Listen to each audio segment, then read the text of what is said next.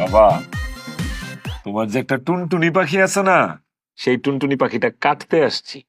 আম্মু দেখছো ওনার কত বড় সাহস, উনি আমার টুনটুনি পাখি কাটতেছে। আপু শোনো, তুমি একটুও ব্যথা পাবা না, একটু মাংস কাটবে। তারপরে আমরা তোমার ফুপি, খালা, মনে, আন্টি সবাইকে বাসায় দাওয়াত দিয়ে মাংস পোলাও খাওয়াবো।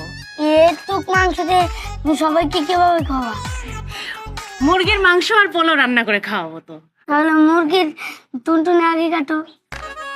বাবা, আগে তোমার টুনটুনি পাখি কাটবো, তারপর মুরগির টুনটুনি পাখি কাটবো। কিন্তু আমার টুনটুনি কাটলে আমি ইসে করবো কিভাবে? আরে আমি তো অল্প একটু কাটবো, অল্প একটু।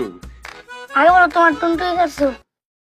হ, আমার টুনটুনি তো অনেক আগে কাটছে। আমি যখন ছোট আছিলাম বাবা, তখন আমার বাবা আমার টুনটুনি কেটে দিচ্ছে। দেখি তোমার টুনটুনি কিভাবে কাটছো। রোহান, একদম চুপ, বেয়াদবি করবা না, ফাজিল হয়ে গেছো। বড়দের সঙ্গে কেউ ভাবে কথা বলে? আপনি কিছু মনে করবেন না ভাই। আরে বাচ্চা মানুষ তো, কত কিছুই তো কইবো, আমার কোনো সমস্যা নাই। আচ্ছা বাবু, বলো তো তুমি বড় হয়ে কি হইতে চাও? স্পাইডারম্যান হচ্ছে।